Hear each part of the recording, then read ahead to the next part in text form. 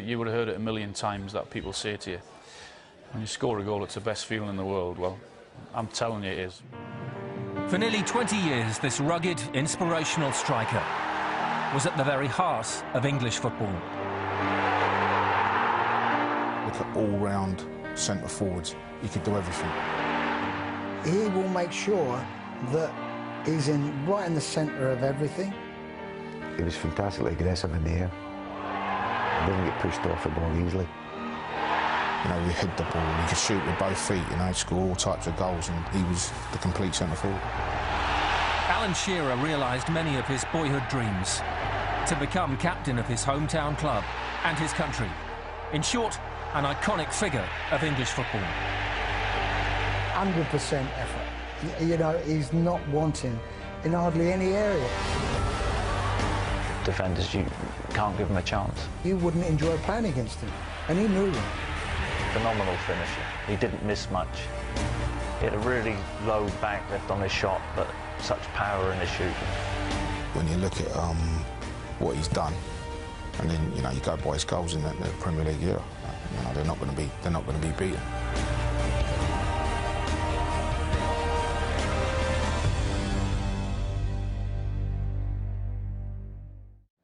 Supporting a football club is all about dreams and aspirations.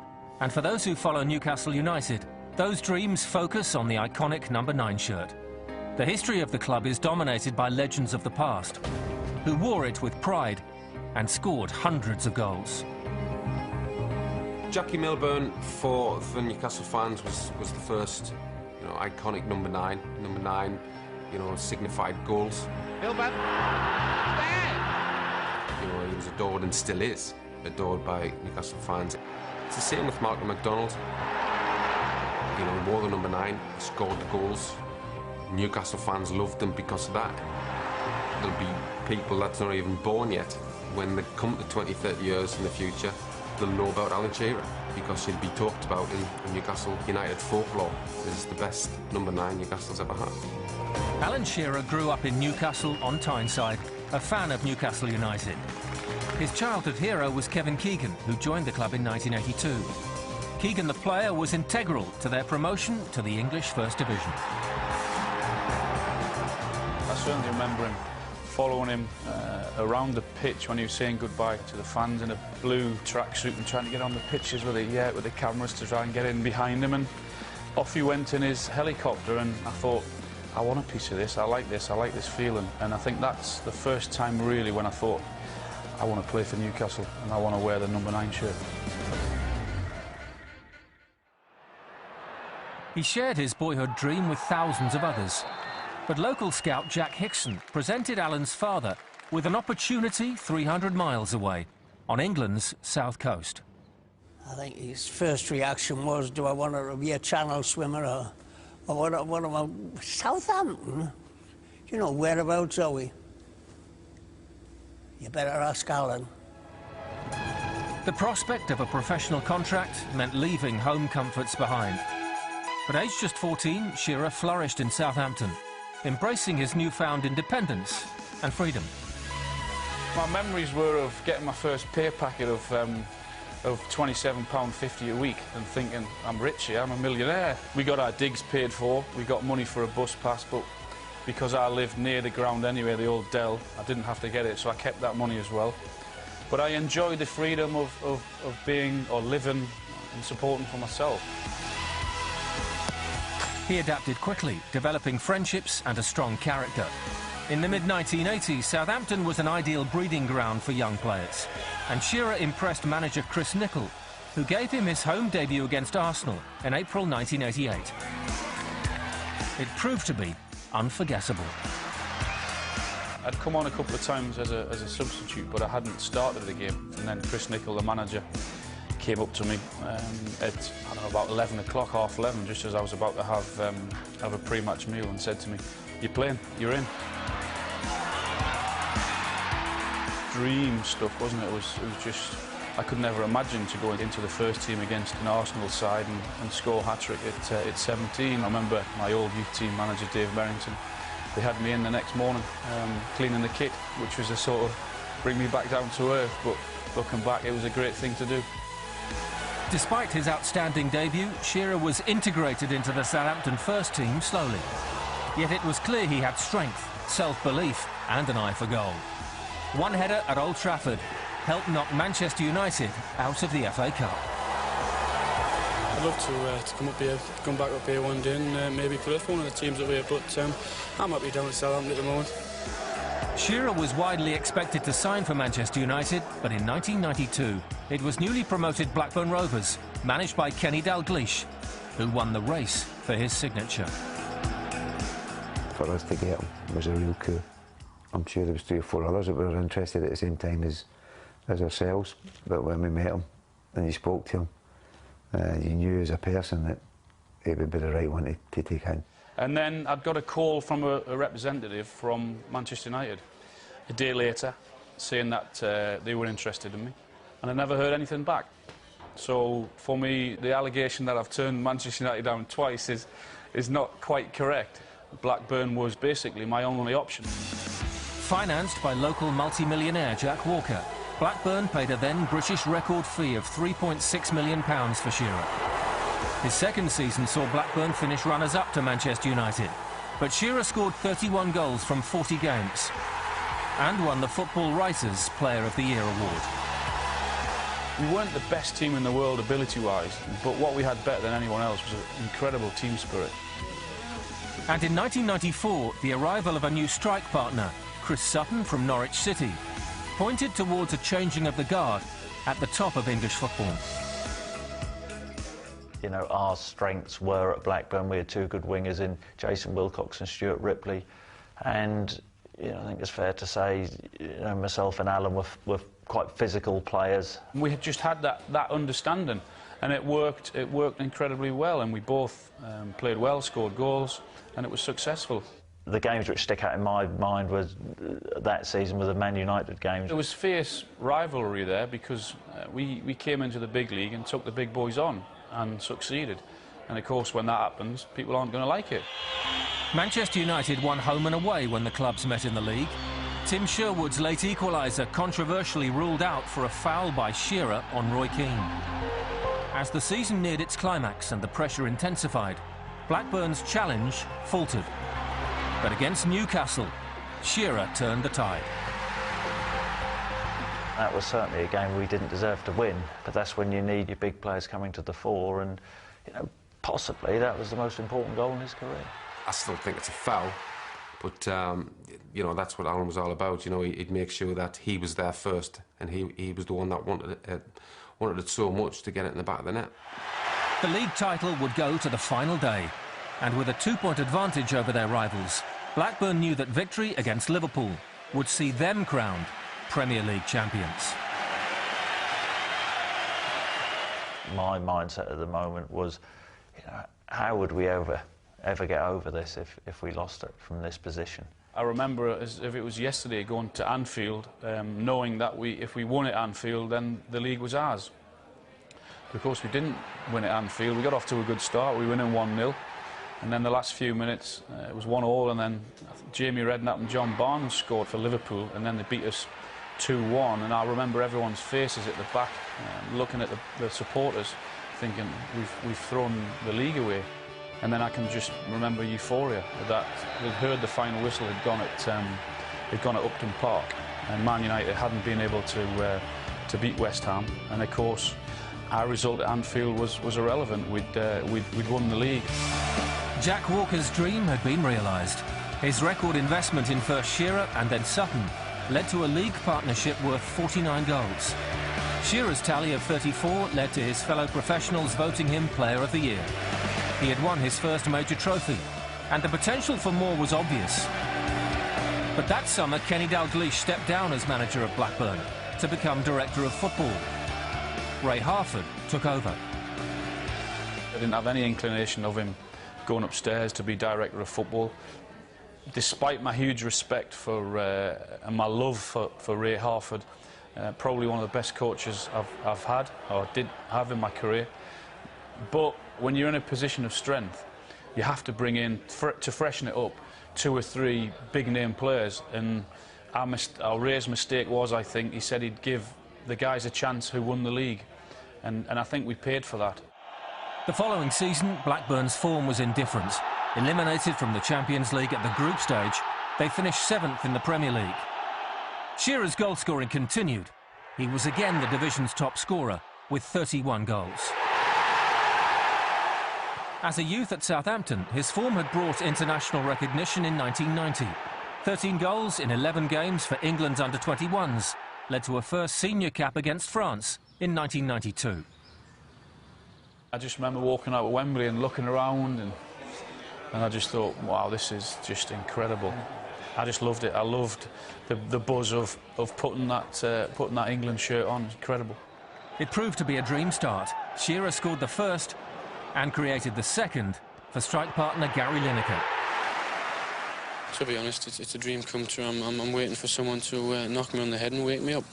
Back-page headlines followed his debut, but England's malaise under manager Graham Taylor saw them fail to qualify for the 1994 World Cup. 2 years later, football came home. Euro 96 was held in England. The excitement mounted, but Shearer hadn't scored an international goal for 2 years. Les Ferdinand and Robbie Fowler were the men in form for their country.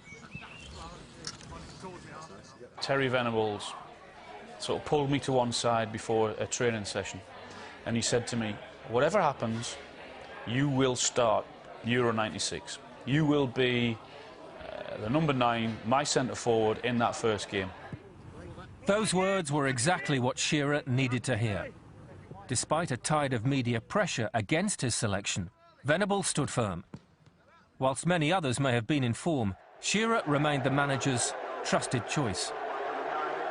They were actually, you know, biting at the bit to get in there, and I knew that the guys that got their chance would have to really do well to keep these other guys out, and they did. Thankfully, I got off to a good start and scored in the first game, and of course, my confidence was up, and I wanted to get out and play and prove a point to all the people that had been saying, well, he shouldn't start, leave him out. Shearer's first half goal against Switzerland was the perfect riposte, but better was to follow. He opened the scoring against Scotland before Paul Gascoigne sealed a 2-0 win. Their final group opponents were the Dutch and their formidable Ajax stars, who'd won the Champions League a year earlier. They had a good side out, but we did tear them apart because of the way we played and the confidence that those boys played with. It was a brilliant performance, augmented by the link-up play between Shearer and Teddy Sheringham. We complemented each other's game. He knew my game, I knew his. A lot of the time he would like to go short and get the ball, which left me one-on-one, and one-on-one I fancied my chances. After defeating Spain on penalties, England faced Germany in the semi-final. At Wembley, England and Shearer made the perfect start. It was brilliant because it was a set piece that we'd worked on, Tony Adams. He got to the near post, flicked it on, and of course, Alan, his timing was exceptionally good. He just got ahead of the defender, the German defender, and stuck it in the back of the net. Germany levelled through Stefan Kunz, and despite some near misses, most notably Paul Gascoigne's agonising lunge in extra time, the game would be decided on penalties. I wouldn't wish it on my worst enemy to go and stand there in front of 80 or 90,000, knowing there's 20 or 30 million people watching.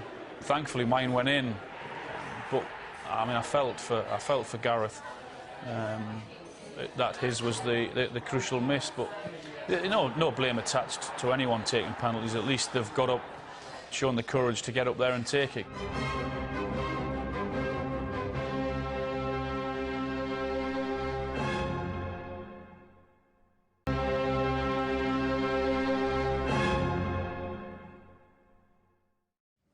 Shearer finished Euro 96 as the tournament's top scorer, his 5 goals earning the Golden Boot award. His form had made him one of Europe's top strikers, a fact not lost on the owner of Blackburn Rovers, Jack Walker.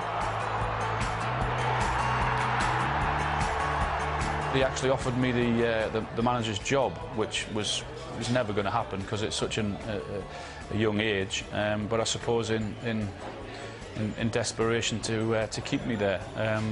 Spoke to Kevin, Keegan, spoke to Alex Ferguson. And then I came back and flew to Jersey to go and see Jack, and I said to him, I want to leave. Newcastle said that they would pay the £15 million.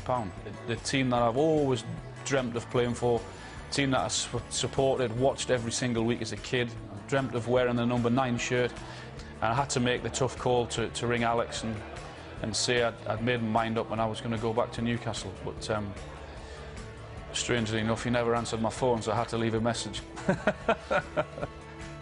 The transfer fee of £15 million meant the 26-year-old was now the world's most expensive player. And his unveiling in front of 15,000 fans vindicated his decision. I stepped in that balcony, I just looked out and I seen thousands and thousands. I mean, I don't know how many was there, 15, 16,000. And for them to turn up and just to see one guy, I suppose, I was honoured. Manager Kevin Keegan believed in an attacking philosophy. Shearer would partner Les Ferdinand. In the one season we played together at Newcastle, I think we got 49 goals as a partnership. Because the one thing Kevin Keegan had done was he set that team up to be an all-out attacking team. So we always knew that in a game we were going to get chances. Shearer marked his home debut with a goal against Wimbledon. And the season was still in its infancy when the champions, Manchester United, arrived at St James's Park. Started off on fire, and we did that in previous games against Manchester United, and then someone would normally call the fire brigade and put that fire out, but the fire continued to burn, and in the end it was a great result. I always used to get stick off the Manchester United fans, whether that was at Old Trafford or whether that was at St James's Park, and I can remember me getting the ball and hearing the little bit of criticism that they gave me, so that's why I think I did that stupid dance after the cross, yeah. And Les scored a great goal. The 5-0 demolition of Manchester United hinted at a Newcastle resurgence, but few would have predicted what happened next. We played Blackburn on Boxing Day away from home, and we hadn't played as well as Keegan would have wanted. I think we ended up losing the game. And he said at the end of the game, I'm not sure if I'm getting through to a lot of you players now. I think it was like during that week he resigned. There was no sign of Kevin Keegan today after his resignation as manager of Newcastle United. To this day, I still don't know the real reason why Kevin left. Shearer's former Blackburn Rovers manager Kenny Dalglish replaced Keegan, and the striker's tremendous form continued. He was top scorer in the Premier League for the 3rd consecutive season, with 25 goals, including a hat-trick at home to Leicester City, as Newcastle trailed 3-1 with 15 minutes remaining. It looked as if they could sustain a serious challenge for the Premier League title. But during pre-season, Ferdinand had been sold to Tottenham Hotspur, and Shearer suffered a devastating ankle injury. I just thought, here we go again. Knowing that I was going to be out for another 6, 7, 8 months was hard. With his talismanic striker absent, Dalglish's fortunes waned. He was replaced by Dutch superstar Ruud Gullit in the autumn of 1998, sparking wild excitement among the fans, but less so in Shearer. I just remember my first meeting with Ruud, and I thought, I think we might have problems here. I'm not sure he particularly likes me. I think the problem with Ruud and Alan was there were 2 big personalities, and I just felt as though maybe Ruud was threatened by Alan. Newcastle plummeted in the league. The situation came to a head during a dramatic derby match with rival Sunderland. Gullit dropped Shearer and fellow striker Duncan Ferguson to the subs bench. It was Newcastle's biggest game of the season, Sunderland. And of course it created a stir. He'd left me out, he left me on the bench. We were winning 1-0. If it had stayed 1-0, I think the shift in power would have definitely gone towards Ruud. And I think if Newcastle had won that game, there was a possibility Alan could have left and Ruud would have stayed. We got beat, we'd been on a poor run, and then he got sacked 2 days later. I remember going in, and I thought I'm going to get into the office really early and find out why he left me out. And I think I got in there at about 8:15. I was too late. Big Duncan Ferguson had already beat me to it.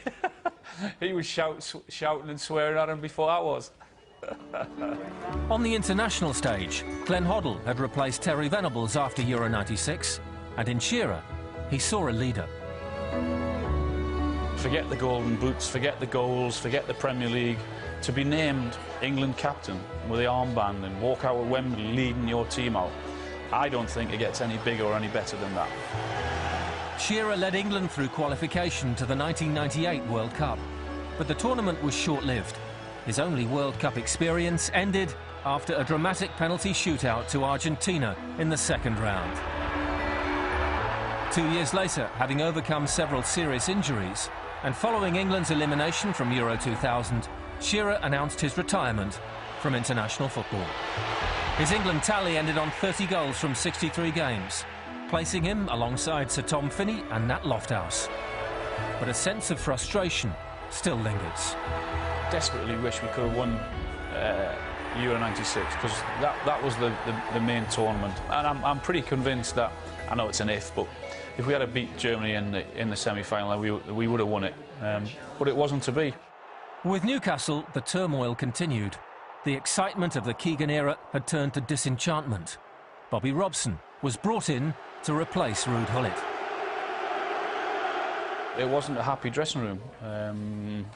We were bottom of the league, and I remember them going out and getting Bobby Robson as manager. He said to me, you're facing up too much, give a defender a problem, start running in behind, start playing with a smile on your face again, and we will create chances for you. And his first home game, we beat Sheffield Wednesday, who were at the bottom of the league with us. We beat them 8-0 and I scored 5. From going from bottom of the league, we were now challenging for Champions League places, and that was down to Sir Bobby Robson. Newcastle's return to the Champions League in 2002 was initially underwhelming, but Shearer's penalty against Dynamo Kiev resurrected their fortunes. He scored 5 more goals in the tournament, including a hat-trick against Bayer Leverkusen.